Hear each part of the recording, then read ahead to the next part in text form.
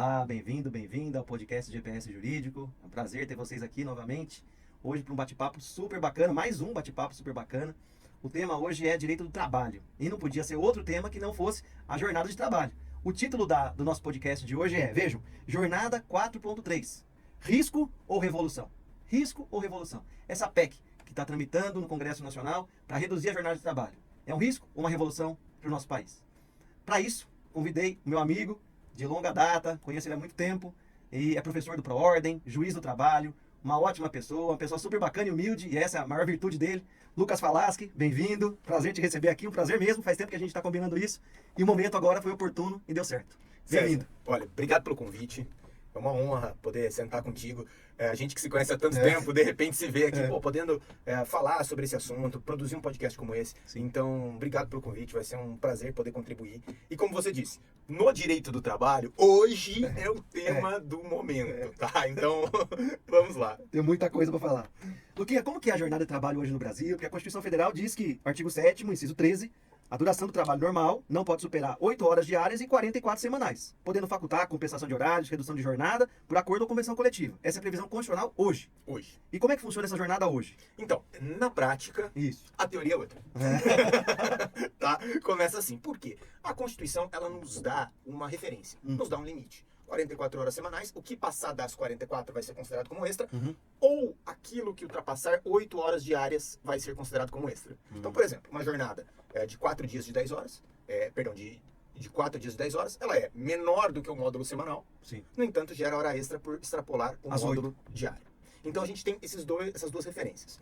E esta vírgula que tem a Constituição, que diz facultada a compensação de jornada, dá ao empregador e dá aos sindicatos a possibilidade de negociar diferentes formas de jornada. Então, é assim, essa jornada de 8h44, para que ela foi pensada? 8 horas diárias e sábado meio período, 4 horas. Sim. No Brasil, a gente começou a ter a situação de algumas empresas falam, não, eu não quero o sábado, então eu aumento durante a semana, e aí entra a história da compensação, as pessoas trabalham 8 horas e 40, normalmente. Sem hora extra. Sem hora extra, porque fecha dentro das 44, em razão do regime de compensação. Ou algumas empresas falam, não, eu não preciso da pessoa no sábado, só até meio-dia. Não é das 8 a meio-dia no meu sábado. Meu sábado é das 8 às 18. Eu vou precisar da pessoa de forma integral. E aí, o que foi feito? Se pega a jornada de 44 horas semanais, divide por 6 dias, então a pessoa trabalha menos no módulo diário, 7 horas e 20, mas trabalha 6 dias na semana. Então você fica com 6 dias na semana, de 7 horas e 20, mais 1 hora de intervalo que não conta na jornada. Então por isso que a gente tem. A ideia original era sábado até meio período, mas na prática ele se convolou em um pouco mais durante a semana de segunda a sexta, ou um pouco menos, mas distribuído até sábado. E aí sábado eu fico o dia inteiro trabalhando praticamente. Sábado fica o dia inteiro Só tem trabalhando. domingo livre. Só tem um domingo livre. E aí isso dá uma margem para a pessoa de qualidade de vida, teoricamente, um pouco pior. Essa é a ideia do projeto. Essa é a ideia do projeto. Essa é a ideia do projeto. E dá uma margem pior, porque é o que se chama de escala 6x1. E quando a gente pensa, aqui, abrindo um pouco o leque da discussão, e até porque quando vem assim, o cara é professor, juiz de trabalho, a visão do juiz, ela é como a visão do médico de UTI. O que chega para nós é aquilo que não deu certo. É aquele acordo de compensação que não funcionou. As relações de trabalho, elas são muito mais complexas do que aquilo que chega no fórum. Então a gente precisa olhar um pouco mais distante do problema exclusivamente trabalhista, jurídico, processual. Numa análise um pouco mais distante, o que pega é o seguinte. A pessoa para trabalhar 7 horas e 20, ela vai ter 1 hora de intervalo. Então, na prática, ela fica 8 horas e 20. Isso se ela não realizar horas extras. Isso. Então, 8 horas e 20. Esse sistema de jornada, ele é implantado em serviços. É muito comum em serviços que estão à disposição do consumidor full time. E aí, para isso, a pessoa precisa se deslocar. Nas grandes cidades, esse emprego do 6x1, normalmente o salário dele é pequeno e a pessoa reside longe do local de trabalho. Sim. E nós temos um problema que não se resume a uma cidade ou a outra, a questão do deslocamento urbano do transporte público. Então a pessoa precisa se deslocar 1 hora, 1 hora e 20, 2 horas para o local de trabalho. Então numa escala 6x1, com 2 horas para ir, 1 hora de intervalo, 7 horas e 20 de trabalho, mais 2 horas para retornar, significa que, no fundo, não sobra tempo para as demais atribuições. 12 horas praticamente foi consumida aí. 12 horas consumidas aí. César, eu não esqueço uma vez, começo de carreira, era uma discussão sobre quanto tempo o trabalhador demorava do ônibus, era quando existiam as horas in itinere, as horas de itinerário. Quanto tempo o trabalhador demorava do bairro dele até a frente que ele cortava a cana? Ele sentou, e ele cortava a cana 9, dava 8 horas, mais uma de intervalo, 9 horas por dia. Uhum. Ele sentou, olhou na minha frente, ele falou assim, olha, da minha casa até o local, 2 horas e 45. Na hora, eu falei, pera. Não pode. Não pode demorar 2 horas. Não fecha a conta. Eu falei, se a conta não fecha. É. Mas ele falou aquilo com tanta tranquilidade, com uma postura corporal tão leve. Eu falei, cara, esse cara tá falando a verdade. Mas eu não consigo acreditar. Aí eu fui ouvir o responsável pela empresa. Eu perguntei quanto tempo ele demora. Ele falou assim, não sei qual é o bairro dele. Eu falei, o bairro dele é tal. Eu dei a resposta. Ele falou, doutor, lá, pelo menos umas 3 horas. Piorou. E aí você tem 3 horas pra ir, 3 horas pra voltar e mais 8 horas de trabalho. A conta não fecha. Não fecha. O Então, dia dele é inteiro consumido pro trabalho. inteiro consumido pro trabalho. Daí a ideia de um projeto como esse. E aí, Lucas, assim, esse projeto não vem do nada. Né? Tem um histórico de outros países. Eu estava pesquisando aqui pra gente conversar. Na Itália já se faz 40 horas semanais, só para vocês terem ideia, os ouvintes aí. Austrália, 36. Suécia, também 36. Na Bélgica, 35. Até chegar, passou pela Suíça, Alemanha, Irlanda, Noruega, Dinamarca e na Holanda, 29 horas semanais. Então, assim, é uma questão que não é do Brasil, é uma questão mundial. Esse cuidado que você está falando aqui, de não consumir todo o seu dia para o trabalho, é uma questão mundial. Social mundial. Social mundial. Não é só jurídica, é social. Né? E nesse ponto, se a gente for analisar de forma retrospecta, a gente olha para a história para ver como o problema foi resolvido, a solução talvez não seja a mesma, mas ela nos dá um fundo para discutir isso. A OIT ela foi criada em 1919. Na criação da OIT foram aprovadas 6 convenções. E a primeira delas, entre essas 6, está a limitação de jornada. Foi a primeira conquista do direito dos trabalhadores, de forma global. A OIT ela não é um órgão supranacional que vincula todos os países, os países precisam aderir. No entanto, as grandes economias estão na OIT e são signatárias da maioria de suas convenções. Então, inicialmente, nós tivemos a primeira limitação de jornada, era limitando a jornada de mulheres e crianças em até 12 horas. Tá. Foi essa a primeira limitação. E para os homens não tinha limitação? Para os homens tinha, mas tinha uma variação. Limitava também a jornada noturna para menores de 14 anos. Olha que interessante. É a evolução da sociedade. Isso em 19. Em 39, final da década de 30, a OIT ela já chega no parâmetro recomendado de 40 horas semanais. Então, os países, eles orbitam ali em torno das 40 horas. Você tem um módulo brasileiro de 44, que já se discutiu muito para 40, e você tem esses exemplos, como a Alemanha, que já está em 40 horas semanais, outros países que já conseguiram... A Holanda 29, reduzir. Aí já reduziu demais, né? A Holanda reduziu bastante. Mas a Holanda tem algumas particularidades. Ela é um país pequeno, é um país muito pequeno, então você não tem o tempo do deslocamento do trabalhador. E essas funções relacionadas a serviço, na Europa, elas são muito automatizadas. Então, esse emprego de 20 horas, essa camada de trabalhadores que está, por exemplo, cobrando pedágio numa cabine de autoestrada. Essa camada de trabalhadores, em países pequenos e na Europa, eles não existem. Ou seja, é uma jornada de 20 horas semanais, de 30 horas semanais, mas já é de um trabalho mais intelectual e menos à disposição, menos relacionado ao setor a esse setor de atendimento. Então, por isso que dá uma discrepância, por exemplo, quanto à Holanda. Tá. Agora, um contraponto. Tem uma jornada na China chamada, que aí é a ideia da superprodução, chamada 996. O que é 996? É uma jornada ótima. É das 9 da manhã às 9 da noite, 6 dias por semana. Nossa! 996. Pra acabar com o trabalhador. Pra acabar. Tá. Então, aí a gente vai tendo, assim, contrapontos. E isso tem um fundo cultural. Na Europa, é comum que o trabalhador ele não deseja fazer hora extra. Ele não quer, não tá na cultura. Onde já se viu se exigir horas extras. Não tem preço, né? Não tem preço. Não tem como pagar minha hora. Não tem como pagar minha hora. Na verdade, não é o quanto eu ganho pra trabalhar, é quanto você tá me pagando pra eu não fazer aquilo que eu tenho direito, que eu gostaria de fazer. É meu acesso a lazer, educação, cultura. Família. Que seja. Então, para eles essa questão cultural, ela é muito marcada a ponto de, em certos lugares, não se abre, as lojas não se abrem em determinado horário. Ou, por exemplo, você vai viajar quando você viaja para a Europa, você percebe que as lojas de rua, em horário de almoço, elas fecham. Aqui a gente considera, nossa, onde já se viu a loja, vai fechar no meio-dia para o trabalhador almoçar? Sim.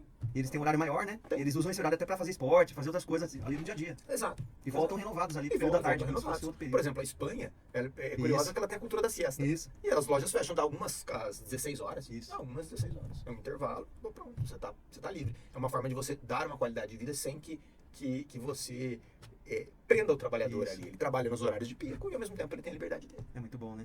E essa questão que você falou, Luquinha, da tecnologia, né? antes da gente entrar na PEC efetivamente. Estamos mudando a rota aqui do nosso roteiro. A inteligência artificial está chegando, tá aí. Isso interfere na carga horária, porque talvez reduza alguns setores a necessidade do trabalhador ali. Interfere no emprego, na existência do emprego. Como você falou, as cabines ali, esse funcionário não trabalha mais. Exato. E interfere nisso e vai interferir também na quantidade de horas. O que a tecnologia ela gera? Ela vai extinguir os postos de trabalho, aqueles que têm uma função extremamente repetitiva. Ponto. Esses a tecnologia consegue suprir.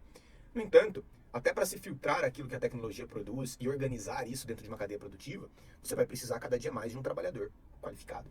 Uhum. Então você vai ter menos postos de serviço, Sim. porém com uma qualificação maior. E naturalmente, quando você diminui a carga de trabalho em razão, por exemplo, um relatório que você precisa fazer, Isso. que antes você demorava um dia fazendo, Isso. hoje com alguns cliques você resolve, por exemplo, em 2 horas. Esse é um ganho de produtividade que ele vai refletir em 2 aspectos. Primeiro, para o empregador, ele vai poder usufruir mais daquele trabalhador. Isso. E para o trabalhador, de certo, ao final, ele vai acabar trabalhando menos.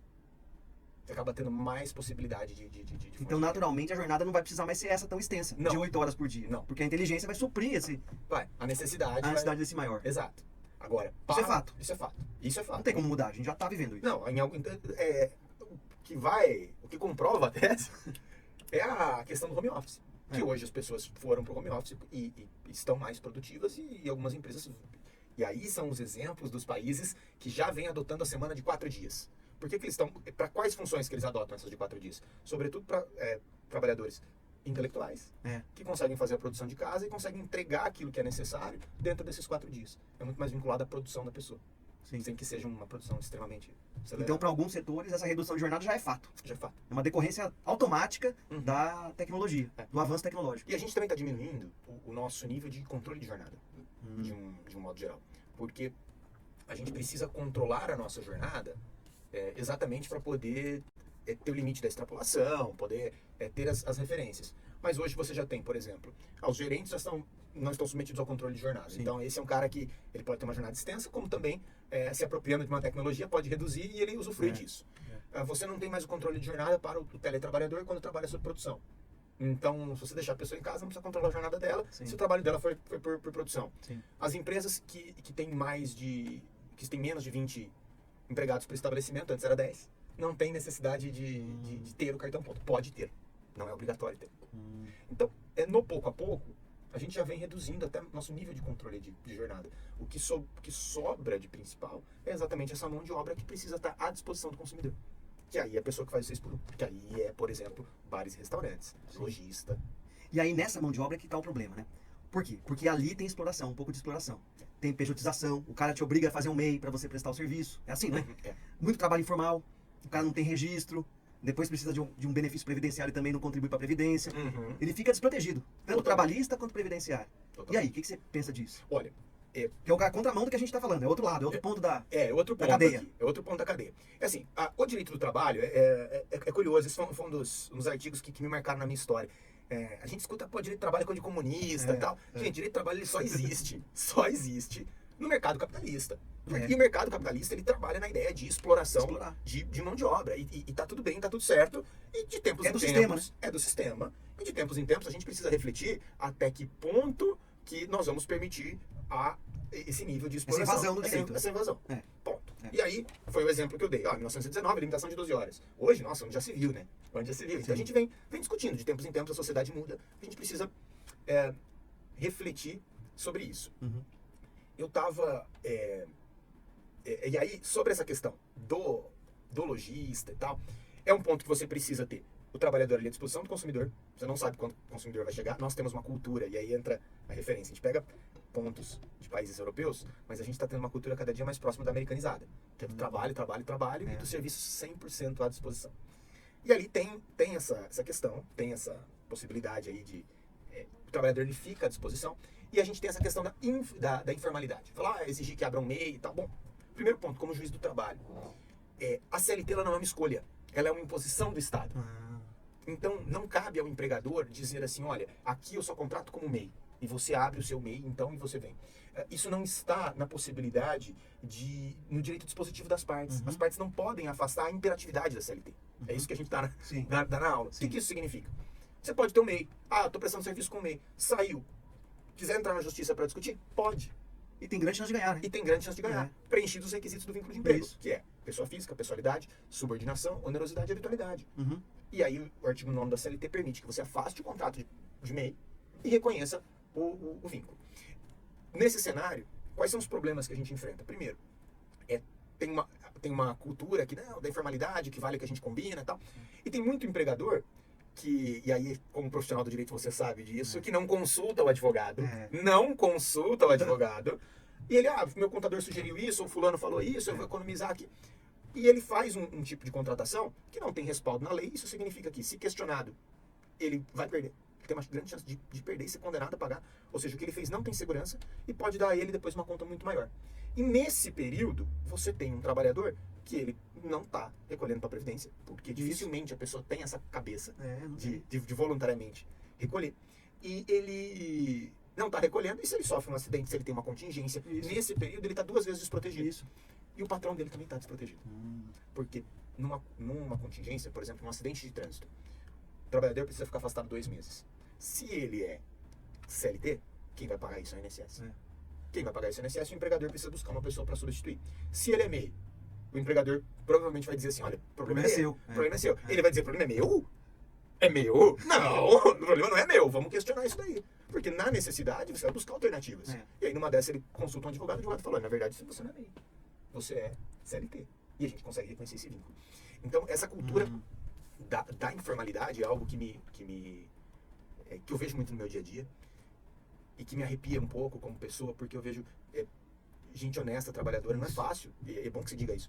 Não é fácil ser empregador no Brasil também. Não é, empregador ganha rios de dinheiro. Não, é um trabalho árduo, difícil. O empregador, ele mesmo, muitas vezes ele está à frente do próprio negócio, ele trabalha ali 50, 60 horas e tal. E aí tem gente exercendo essa atividade e achando que está garantido por essa questão da informalidade. Não está. E nós temos um Estado, de certa maneira, que quando ele dá uma carga tributária muito menor, você sabe disso, muito menor, para uma contratação entre PJs do que uma contratação pela CLT, no fundo ele te diz o quê? Faz PJ. E tem gente boa caindo nessa história do faz PJ, que depois pode ter um passivo trabalhista que venha custar o fruto de anos de trabalho. Perfeito. E aí, Lucas, pensando nessa questão, que é um problema social mesmo, né? Jurídico, mas também social, psicológico, que interfere, como se diz, em todos os âmbitos da vida. Surgiu ali um movimento, Vida Além do Trabalho, que é isso que a gente está conversando, né? Organizado por um trabalhador chamado Ricardo Azevedo, e que quase 800 mil brasileiros e brasileiras assinaram uma listinha ali para reduzir a jornada no Congresso Nacional, para que eles fizessem alguma coisa. Embora a gente sabe que não existe no Brasil a possibilidade da iniciativa popular para PEC. O que existe é para leis, como o caso da Daniela Pérez lá, que a Glória Pérez encabeçou um movimento, que um monte de gente assinou, você lembra disso? Lembro. Da novela ali, que ela foi assassinada pelo ator Guilherme de Pádua. E aí mudaram a lei, mudaram mesmo, a lei dos crimes hediondos, com iniciativa do povo. Mas PEC não dá, mudar a Constituição pelo povo ainda não dá. Embora a doutrina vacile nisso, mas a Constituição não prevê isso. Ela prevê que quem apresenta a PEC é 1/3 do deputado, 1/3 do senador, presidente ou metade da Assembleia Legislativa. O povo não. E aí começou esse movimento. O que você chegou a ler? O que você pensou disso? Dessa PEC? Não, achei muito interessante. Na minha visão, a PEC ela é muito mais interessante no aspecto do debate público, do trazer esse tema à centralidade, do que propriamente dos seus efeitos práticos. Por exemplo, isso, né? A gente marcou um podcast para conversar sobre o tema. Exato, para conversar sobre o tema. Para a gente refletir sobre... Trazer luz para esse assunto. Trazer luz para esse assunto. E o que nós queremos do trabalho?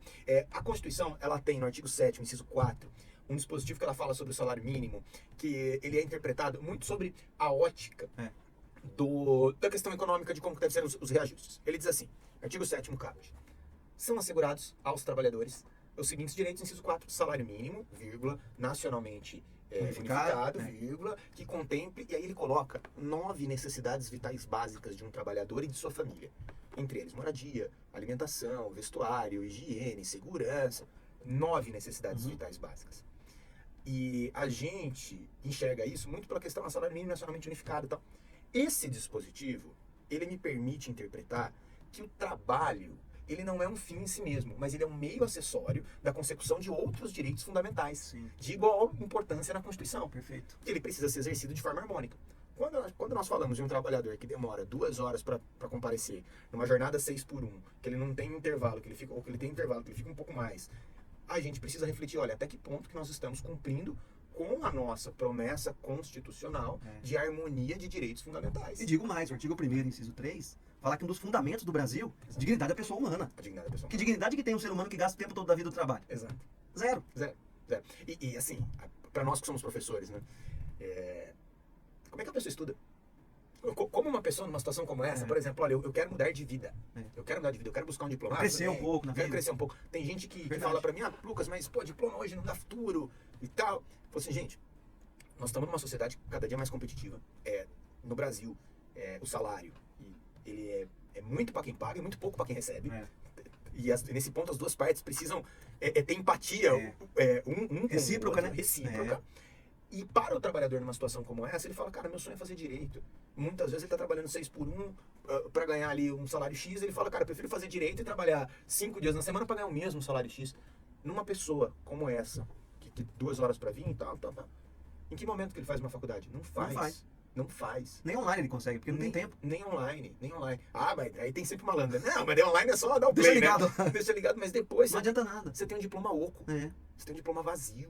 Que não vai sustentar, ele não sustenta na sua parede.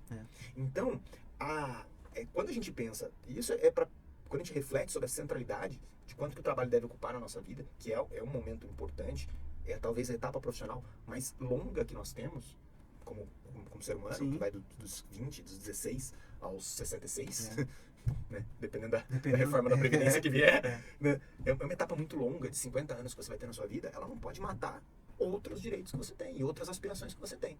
Então, quando eu vejo uma jornada como essa, eu falo, pô, uma pessoa que vem de uma camada social mais baixa, que tem no trabalho ali, que entra no mercado de trabalho com 16 anos de idade, para poder ter o seu dinheiro, ajudar um pouco na casa, ajudar no aluguel. Aí, de repente, essa pessoa, ela vem ela tem esse dinheiro, ela quer fazer uma faculdade para buscar algo mais. Ela não consegue, ela vai fazer essa faculdade aos 30, aos 35. E ela gastou o tempo dessa faculdade dentro de um transporte público, sabe?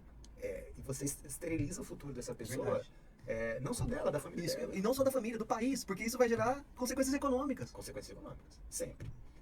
Eu assim, de todos os aspectos que a gente precisa refletir aqui, né? Eu tenho uma crítica muito grande quanto que o transporte mata nosso futuro, sabe? Grandes cidades, o Brasil é um país de dimensões continentais, então até em cidades pequenas os deslocamentos são grandes, são grandes. A gente tem uma cultura muito individualista, então no momento que você começa a ter um pouco mais de dinheiro, você adquire uma moto para você poder ter sua liberdade, você adquire um carro financiado para você usar de final de semana, e a gente deixa de debater o quanto que o transporte público importa em termos econômicos.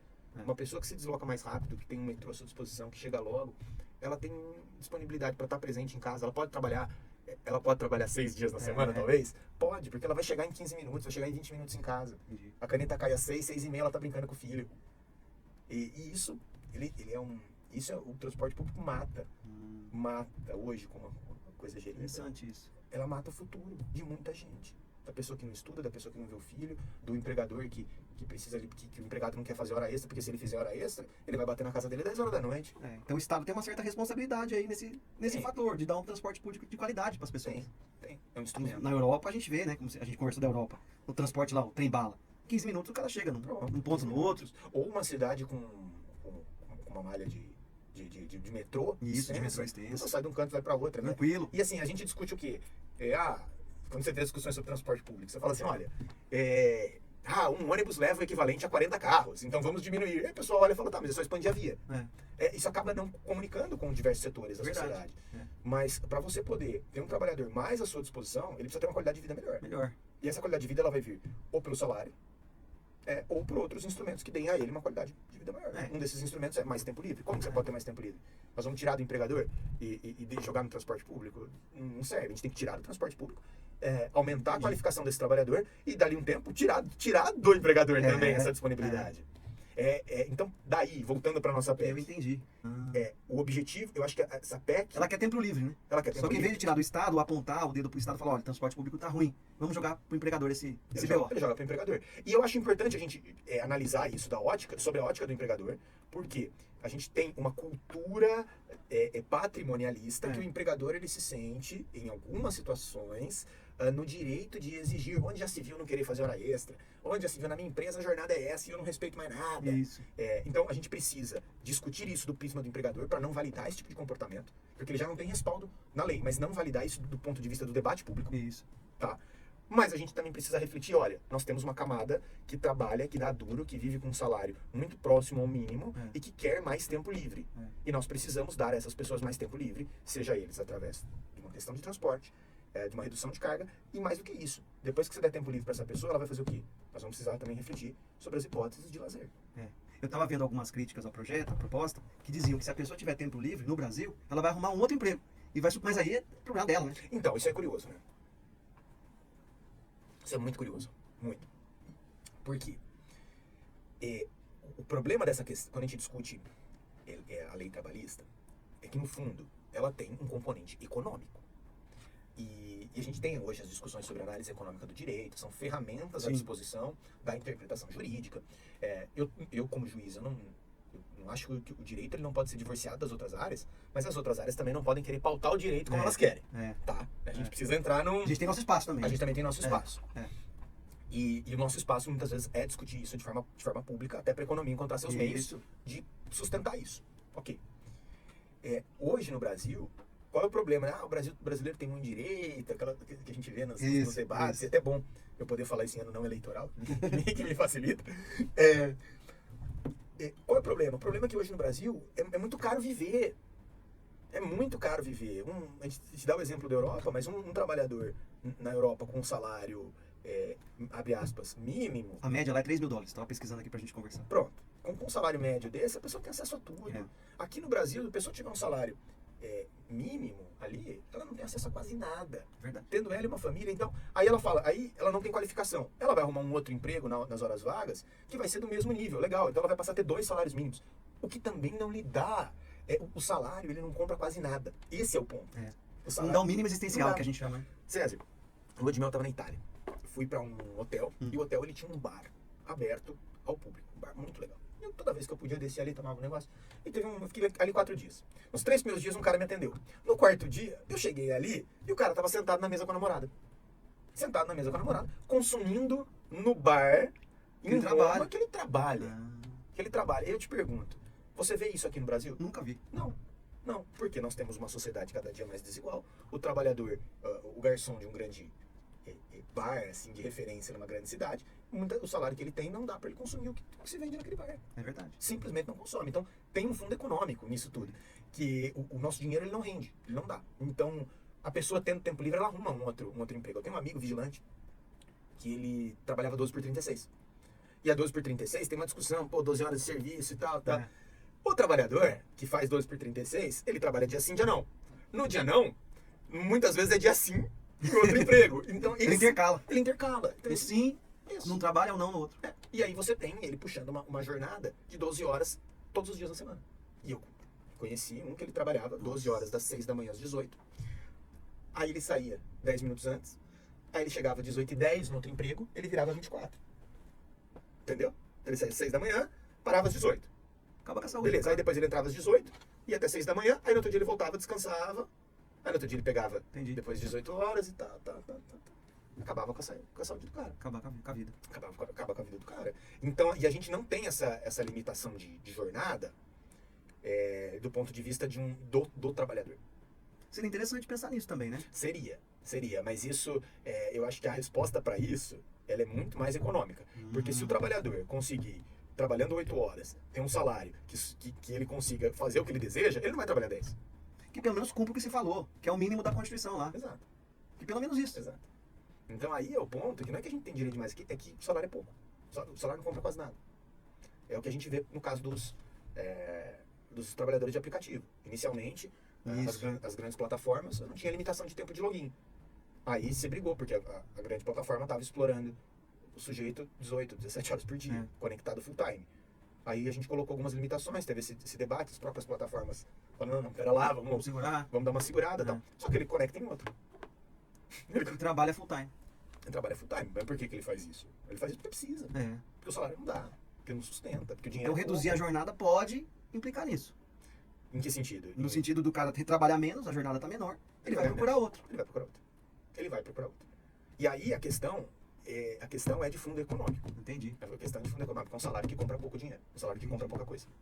E aí, Luquinha, falando efetivamente na nossa emenda, ou nas nossas emendas, porque eu estava pesquisando aqui pra gente conversar, eu vi que tem já uma PEC 221 de 2019 do Reginaldo Lopes, deputado Reginaldo Lopes do PT, que ela diz assim, inciso 13, vai alterar a Constituição, duração do trabalho normal não superior a 8 diárias e 36 semanais, e não 44 como é hoje, igualzinho, facultada a compensação de horários e redução da jornada, mediante acordo ou convenção. Até aí tudo bem, reduziu de 44 para 36, beleza, 2019 já, não é de agora, Tá. não é da Erika Hilton. Mas o que me impressionou foi que no artigo 3º dessa PEC, que está tramitando, está na Comissão de Constituição e Justiça, ele disse, essa lei, que não é lei, é emenda, mas tudo bem, entra em vigor 10 anos após a sua promulgação. 10 anos. Então, eu achei interessante para a gente pensar nisso, porque é um projeto maduro que pensa em a gente e a sociedade se acomodar a essa ideia de 36. Não já martelar na sociedade 36 e pronto. Exato. Pensando também no empregador. Eu achei razoável essa, não sei se 10, mas dá um tempo maior para as coisas se acomodarem. Uma transição. Uma transição. E aí chegou a Erika Hilton, 10 anos agora, 2019, agora 2024, novembro, em razão desse movimento que a gente falou, Vida Além do Trabalho, que propõe uma nova forma da Constituição Federal, inciso 13, que diz duração do trabalho normal, não superior a 8 diárias e 36 semanais, até aí, igualzinho o deputado Reginaldo Lopes, mas aqui que está a novidade, com jornada de trabalho de 4 dias por semana. Isso ela alterou, isso ela mudou. E aí, facultado, o resto é igual, a compensação de horário, redução da jornada, mediante acordo ou convenção. E aí, só pra gente finalizar, e aí te pergunto, ele diz também, esse projeto, que essa emenda entra em vigor 360 dias após a publicação. Um ano. A transição dela é ser um ano, a da outra 10 anos. 10 anos. Como você enxerga tudo isso? Ó, primeiro ponto. Aonde a PEC ela não vai alcançar todo mundo? É na última vírgula. Facultada a compensação de jornada mediante acordo ou convenção coletiva. Nós tivemos a reforma trabalhista, que ela deu uma ênfase maior entre o negociado sobre o legislado. A reforma trabalhista, ela deu aos sindicatos um poder maior e para a negociação. Então, o sindicato ele faz lei para a categoria e numa situação como essa, nada impede que seja pactuado outro tipo de regime de compensação, porque a própria Constituição autoriza mediante acordo ou convenção coletiva. Então isso aqui é só populista? Não é só populista. Não é só populista porque quando você coloca esse elemento, você dá ao sindicato um novo referencial para a negociação. Então por isso que eu ouvi falar que os sindicatos estão ficando meio nervosos com essa PEC. Então, eles ficam um pouco mais limitados. Fica um pouco mais limitado, depende do, porque assim, quando No sentido da negociação. Exato, mas quando a gente fala em sindicato, a gente tem sindicato dos empregadores e sindicato dos empregados. Normalmente a gente usa a expressão sindicato para se referir a empregados. Mas quem tá bravo aqui é do empregador, né? Quem tá bravo aqui é do empregador, de um modo geral. O que uma PEC como essa faz é dizer o seguinte, primeiro. Então agora todo mundo vai trabalhar 4 dias por semana? Não, porque nada impede a negociação coletiva fazer de uma outra maneira. Os sindicatos dos empregadores e os empregadores, o empregador também é um sujeito de direito coletivo, ele pode negociar diretamente com o sindicato dos trabalhadores, ele vai precisar negociar. E para ele poder conseguir uma jornada mais elastecida, ele vai ter que dar mais em contrapartida. Porque antes o referencial era 44, agora o referencial é 36. Antes o referencial era dividido as 44 como eu quero, agora são 36 dividido em 4 dias. Em 4 dias por semana. E o sindicato, para ele poder liberar o 5º dia, o que ele vai querer em troca? Ele vai querer em troca uma cesta básica que sai de R$100 para 400. Então, ela é um elemento que vai compor a negociação coletiva. Então isso pode ser bom para o sindicato dos empregados, para essa negociação ser ampliada e garantir um pouco mais de direito para o trabalhador. Exato. O problema desse protagonismo do sindicato é que a cultura sindical que nós tivemos, de 1940, depois tivemos o sindicalismo de Estado, né, que o sindicato, que o governo podia intervir no sindicato, que o sindicato era um braço do governo, então o governo podia intervir. E aí depois, por último, nós tivemos um momento de maior liberdade, né, final dos anos 80, e a Constituição, que dá ao sindicato um poder e um protagonismo muito grande, mas deu ao sindicato também uma vida própria, muito incentivada pela contribuição sindical, que o sindicato ele era distante da categoria profissional. O sindicato, hoje, ele se tornou muito distante da categoria profissional. Então você tem o sindicalista e os sindicatos que não dialogam com a sua própria base. Então o trabalhador não se vê representado por esse sindicato. Formou um interesse próprio, um nicho próprio dos interesses dos sindicalizados. Dos sindicalistas, ali. Isso. Formou. Então esse é um ponto que o trabalhador, na hora de pagar agora a contribuição assistencial, ele fala, não vou pagar, não quero pagar. E eu acho que nós estamos eu creio, nós estamos indo para um sistema melhor, que dá ao sindicato um protagonismo maior, através do negociado sobre o legislado. A prevalência da negociação coletiva, ela dá concretude à norma que você aplica. Isso significa que é mais fácil você interpretar uma norma que foi feita por você. Até porque se você tem dificuldade de interpretar uma norma que foi feita por você, é sinal que você fez mal feito. Tá?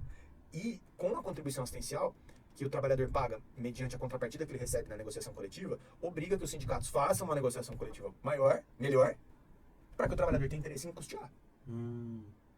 Então, esse sistema da contribuição assistencial, na minha visão, ele obriga que sindicato e base se aproximem. E isso vai entrar em pauta na hora de negociar uma jornada como essa. Então essa PEC fortalece ainda mais a reforma trabalhista que foi feita lá, do negociado sobre o legislado. Sob esse ponto de vista. Sob esse ponto de vista, por via oblíqua. Isso. Por via oblíqua, ela fortalece o negociado sobre o legislado. Isso. Ela vai obrigar essa negociação coletiva. E aí você, como juiz, o que você sente se essa PEC for aprovada? Isso vai alterar alguma coisa no julgamento? Porque você vai dar mais um olhar mais próximo do negociado ali? A legislação vai ficar meio que em segundo plano? Como que é isso? Não, então, a sua experiência? É assim, só um comentário, César. A gente estava falando sobre o período de transição, né? É curioso isso. Toda vez que você muda uma norma central do Estado, você precisa dar à sociedade um tempo para ela poder se adaptar. Uhum. Nós tivemos o Código Civil, que foi 1 ano de vacatio legis. Isso. O Código de Processo Civil foi 1 ano de vacatio legis. Você sabe quanto tempo foi a vacatio legis da reforma trabalhista? Não? 120 dias. Nossa. Aprovaram em Não agosto deu pra nada. para começar em 11/11 de 2017.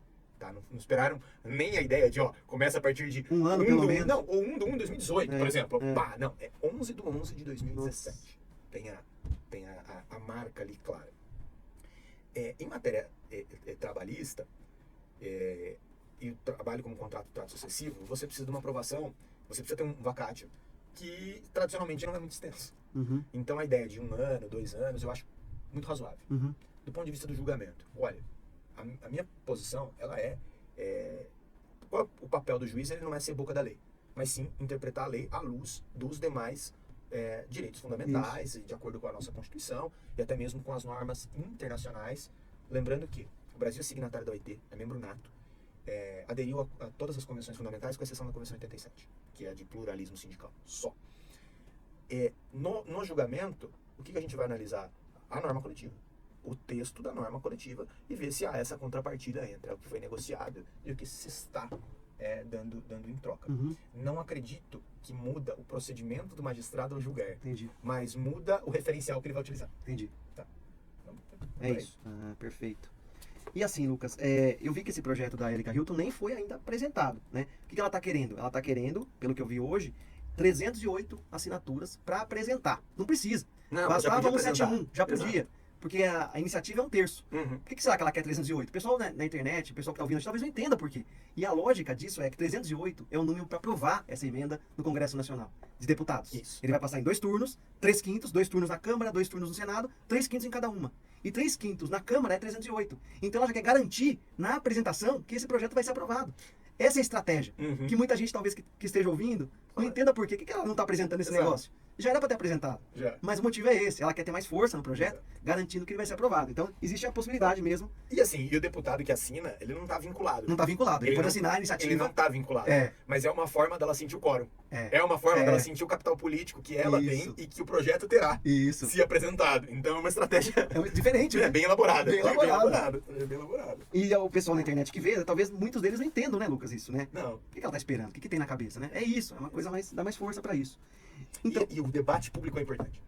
Isso que nós estamos fazendo. Essa Isso. questão está sendo discutida. Isso. O que eu acho, isso está na boca do povo. É importante. E a gente não tem visto muito, né? Não. Eu pesquisei, não tenho visto muito isso. E assim, mais uma pergunta agora mais específica. Quais os setores do trabalho que podem afetar mais essa emenda de jornada 4x3? O que você pensa disso? Porque alguns não vão afetar muito. Não, Outros não vão afetar muito. Por exemplo, a grande indústria, ela não afeta muito porque ela já tem um sistema próprio de jornada, e as indústrias que trabalham, por exemplo, com turnos ininterruptos, eles já trabalham com a lógica da negociação coletiva, para ter um turno ininterrupto. Então, naturalmente, ele vai negociar e vai negociar alguma contrapartida. Um pouco a mais, um pouco a menos. Quando muito, vamos precisar contratar um turno. Não vai mudar quase nada. Vai precisar contratar um turno a mais. O setor que é mais atingido por uma PEC como essa é o setor que está mais distante do poder de barganha de uma negociação coletiva individualmente. Então, por exemplo, uma grande multinacional, ela pode ir lá direto negociar com o sindicato. Quem vai ser atingido, na minha visão, são os pequenos empregadores, sempre. E, sobretudo, o setor de serviços. Bares, restaurantes, hotelaria. Porque são serviços que ele precisa estar disponível das 7 às 22. E aí, você vai precisar adotar estratégias. Uma estratégia que muito se discute, tá? Que pouco se discute, e ela está autorizada pela lei, é o trabalhador por hora, que é o intermitente. Então, se você, por exemplo, tiver uma redução de jornada, e aí vai ter que trabalhar 4 dias por semana, como é que eu faço com o meu quinto dia que eu preciso ter? Cara, no seu quinto dia, hoje a lei autoriza a contratação de um trabalhador intermitente. Você pode contratar a pessoa com carteira assinada para 1 dia por semana. Sem vinculação salário, sem vinculação. Ela ganha por hora. Ela ganha por hora, respeitado o salário mínimo hora, sem que você tenha que garantir para ela um valor mínimo, Sim. fixo. Sim. Tá. Então, se ela for, ótimo. Se ela não for, você não vai precisar pagar. Então, como que eu vou fazer? E não se vê muito isso no Brasil, né? Na cultura brasileira. Então, não se vê porque, na verdade, o brasileiro, me parece, que ele é muito negligente, de um modo geral. Então, o trabalhador intermitente, ele veio para você poder regulamentar quem fazia bico. Então, você tem um restaurante, você tem 5 garçons fixos, e de sábado e domingo você precisa de mais 5. E aí, como que esse cara recebia? Por hora. Pô, é bico. É bico. Bom, beleza. Depois ele colocava na justiça, e ele corria risco de não levar nada, ou de levar tudo. Então ficava aquela questão tudo ou nada. E aí veio o trabalhador intermitente para quê? Para que você possa dizer, olha, formalmente ele é um intermitente, ele só vai nesses dias. Se tiver algum questionamento, você tem a lei que você seguiu, você registra ele vai ter previdência social, uma série de coisas. Tem as críticas ao intermitente, mas isso tá aprovado, tá na lei. E aí ele pode cumprir. E aí o que acontece? Muitas empresas não pegaram essa pessoa do bico e colocaram e não registraram como intermitente. Deixaram do mesmo jeito. Então, tem esse quê de também não utilizar... Talvez por desconhecimento também um pouco, né, Lucas? Por desconhecimento. Mas aí entra um ponto que eu, como área trabalhista, eu preciso te dizer que, assim, a área trabalhista ela tem uma coisa curiosa. Que a contratação é feita pelo RH, o pagamento é feito pelo contador e o questionamento é feito pelo jurídico. Por isso que hoje, nas grandes empresas, se discute que compliance para você ter alguém com formação em direito que consiga olhar por sobre tudo isso, para poder fazer essa análise. Então, como a área trabalhista ela é recortada, você tem cada um trazendo o seu viés, e aí quando chega para o advogado, a questão chega pós-morte. Chega o contrato morto. O que aconteceu foi isso. Ele trabalhou para mim 2 anos como bico, pagava para ele em dinheiro, e ele está colocando uma ação na justiça agora de R$200 mil nas minhas costas. Sim. E como é que eu faço? Tá. E aquela coisa. Se tivesse consultado o advogado antes, tem essa solução, aplica isso, você vai pagar um pouco mais agora. O nível de segurança jurídica que você vai ter é muito mais elevado. Eu tenho falado isso em todos os podcasts, mas todo mundo que vem aqui, civil, penal, eles têm olhado para esse preventivo, né? Preventivo. Que é o futuro do direito. Não tem como fugir disso. Então, é super importante você estar falando compliance, olhar para esse trabalho intermitente, os empregadores aí que estão ouvindo a gente, super importante, de repente, entender isso, né? Exato. Consulta o contador? Consulta seu advogado. Procura. E é curioso, porque quando você pega, e aqui é papo de quem foi advogado, e você sabe disso. Sim. Entrou lá uma reclamação trabalhista com o valor da causa de R$200 mil, o advogado vai cobrar 10%. Vai cobrar 20 mil reais, aí você fala, eu preciso pagar, porque eu preciso me defender. Aí começa, é melhor dar 20 mil para o advogado do que 200 para ele e tal. Tudo bem. Agora, numa consulta preventiva, o advogado cobra 5, 7 mil reais, você fala, nossa, tá cobrando caro. Tudo isso para me dar uma resposta? Sim, para te dar uma resposta. Conteúdo intelectual vale. Segurança jurídica, inclusive, vale muito. Segurança custa caro. Segurança para um carro, para uma casa, custa caro. Que dirá a segurança de algo que não é concreto, que é o jurídico. Então, isso precisa ser valorizado. É verdade. As pessoas não enxergam, né? Não. Aonde tá o carro se enxerga, esse copinho se enxerga. Aí ele fala, então vamos fazer o seguro. Paga caro. Mas o caro. jurídico, que às vezes é muito maior, o patrimônio é muito maior que tá em jogo, não querem pagar. Não querem pagar. Interessantíssimo esse raciocínio. E Lucas, assim, pra gente finalizar, que esse podcast foi maravilhoso, né? Maravilhoso. Quais são, no seu olhar, né, no seu ponto de vista, as perspectivas de futuro pra jornada no Brasil? Não só essa PEC, olhando mais macro. As perspectivas, assim, como você enxerga isso? Como cidadão, como jurista. Eu não vejo o Brasil indo para 36 horas semanais. Tá? Porque a gente tem uma conjuntura econômica que não me parece que sustentaria uma jornada de 36 horas semanais. Mas eu vejo nós caminhando para uma jornada de 40 horas semanais, tá? Com esse tipo de redução. E eu vejo que esse projeto, essa discussão, ela já vai estar gerando reflexos imediatos para os trabalhadores que têm uma qualificação maior e que estão ingressando hoje, por exemplo, em processos de trainee de grandes empresas. A tal da geração Z, né? Que vem aí, Sim. já é uma geração que não vem, me parece, não vem com a cabeça de, eu preciso me dedicar 10, 12 horas por dia. Não. Vem com a cabeça de, não, eu quero ter um emprego, mas eu quero ter uma vida, eu quero terminar a jornada em 8 horas, eu quero... Então, numa perspectiva a longo prazo, o que eu enxergo? Um fortalecimento da negociação coletiva, daí a necessidade do trabalhador estar mais próximo do seu sindicato, goste ele ou não goste, concorde ou não concorde, ele precisa participar desse debate, porque é quem vai decidir por você, em muitos pontos. Tá? E para os trabalhadores que escapam aqui dessa primeira camada, que estão trabalhando para grandes empresas, eu vejo uma jornada muito mais flexível e reduzida. Como, por exemplo, o acesso ao teletrabalho. Hoje o teletrabalho está sendo colocado como condição para uma pessoa ser contratada. Ela mesma fala, olha, eu gostaria de negociar, mas eu preciso ter um dia de teletrabalho. Então, numa perspectiva para o futuro, é isso que eu vejo. Perfeito. E a gente precisa ver como que a gente vai lidar com a automação. Nós temos um dispositivo na Constituição, muito pouco debatido. Eu estudei para concurso. E nunca mais se viu, né? E nunca mais vi, que é a proteção dos trabalhadores contra a automação. Porque ele fala na forma da lei, né? Na forma E da essa lei não existe também, né? Exato. Não é uma eficácia limitada. Pronto, tá aí. E ao mesmo tempo, a gente vai proteger o trabalhador contra a automação, mas você vai frear o desenvolvimento tecnológico? Você não pode frear o desenvolvimento tecnológico. Me acho. Só que a gente vai precisar pensar, por exemplo, como Estado, o que a gente vai fazer, com uma gama de trabalhadores que já não existem em outros lugares do mundo. Te dou um exemplo, tá? Sei que nós estamos com nossa hora. Te dou um exemplo aqui, tá? Cabine de pedágio. Você tem hoje 10 cabines. Aí você tem na esquerda, duas na esquerda, duas na direita de sem parar, que estão mais congestionadas do que as outras. Você tem 8 pessoas atendendo e 2 cabines por aproximação. É verdade. Daqui a pouco, Reverter isso. com o preço da tag, vai sair mais barato para as concessionárias darem a tag de graça para todo mundo. Dá a tag para todo mundo.